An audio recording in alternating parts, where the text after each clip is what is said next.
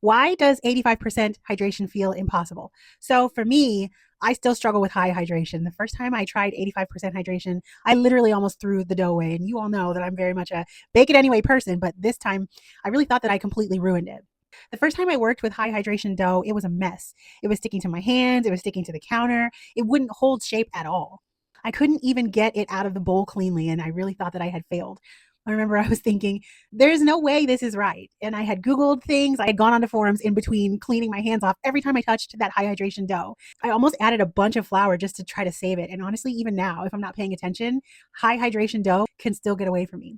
But here's what I didn't understand at the time that I do now that I'm starting to realize more as I bake more. That's not failure, that's hydration. The more water you add to dough, the more extensible or the more malleable it becomes, which is a good thing. It stretches more easily, it spreads more easily.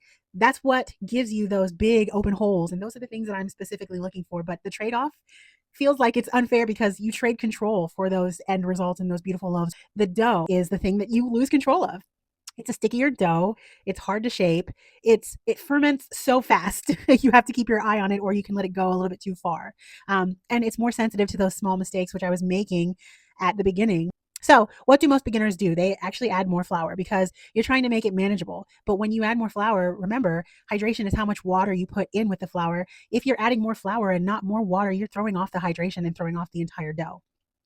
Instead, you need to change how you handle it. That's what I kind of learned. I learned to wet my hands with water. I'll use a bench scraper versus my hands and build strength through my folds. So through your stretch and folds or your coil folds.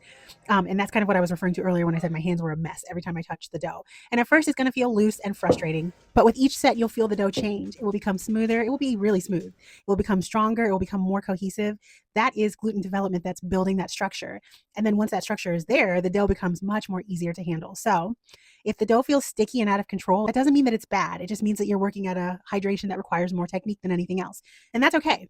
So remember what I learned. Master control first, then push your hydration. Good luck, guys. Happy baking. Thanks for watching.